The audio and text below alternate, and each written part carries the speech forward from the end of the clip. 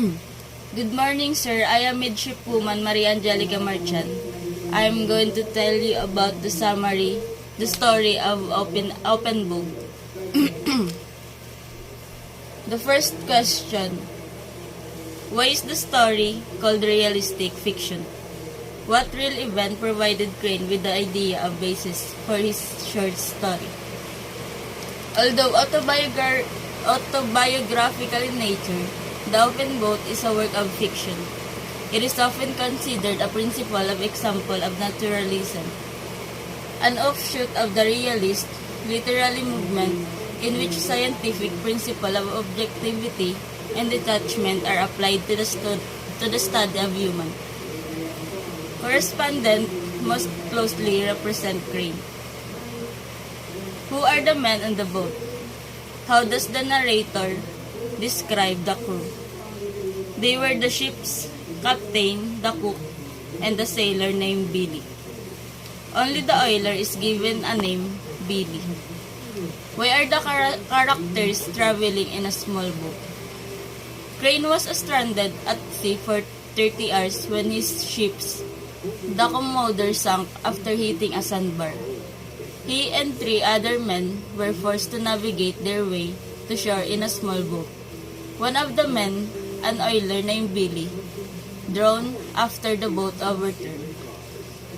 What does it mean that none of them knew the color of the sky? What kind of mood does this set up for the story?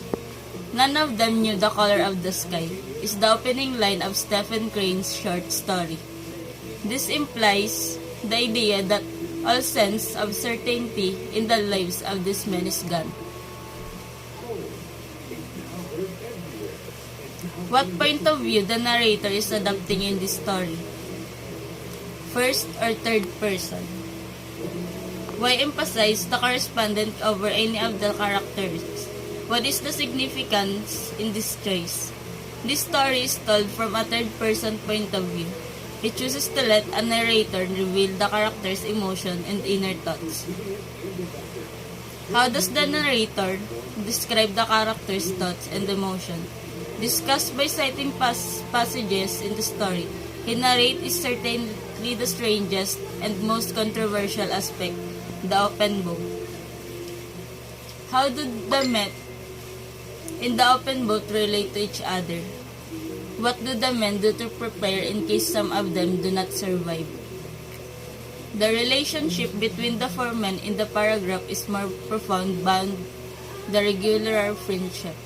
Because of the fact that they all understand each other so well, the crew members have a better chance of surviving and making it to shore, which is kind of the plot of the excerpt. What are some of the dangers the men face? The men were afraid of drowning, as evident when they recite, "If I am going to be drowned, if I am going to be drowned, if I am going to be drowned." Which of the men survive? As they get closer to land, the waves get bigger and bigger. Just as they expect, a big wave comes and all men are thrown into the sea. The lifeboat turns over and the 4 men must swim into shore. There are rescuers waiting on shore who help the men out of the water. The oiler, the cook, the captain, and the correspondent are the survivors that makes on to and struggle to survive the roaring waves of the ocean. What are the conflicts in the story? What is the major conflict of the story? In the short story, The Open Boat, the characters find themselves in a life-threatening problem. The type of conflict that they are facing is a self versus nature conflict. They are on a little boat in the sea and are trying to get shore. The repetition of the sentence emphasizes the correspondent's difficulty in imagining or accepting his own death. In the context of the story and its themes of naturalism, his response to the possibility of his own death has a universal meaning. The Open Boat ultimately suggests that humans cannot change their fate. No matter how much they argue, curse or shake their fist at the sky. What do the wave boat, sea, and shark symbolize in the open boat? The boat to which the men must cling to survive the sea symbolize human life. Bubbling along among the universe, uncertainties, the boat no larger than a bathtub seems even smaller against the vastness of the ocean. What message is the author sending? What is the relationship of man and nature in Stephen Crane, The Open Boat?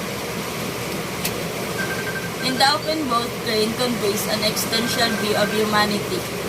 That is, he depicts a human situation in which the individual is insignificant in the universe, and yet, through free will and consciousness, must interpret a reality. This is essentially unknowable. The Open Boat demonstrates repeatedly that humans have no control over nature, despite their best efforts to overcome it.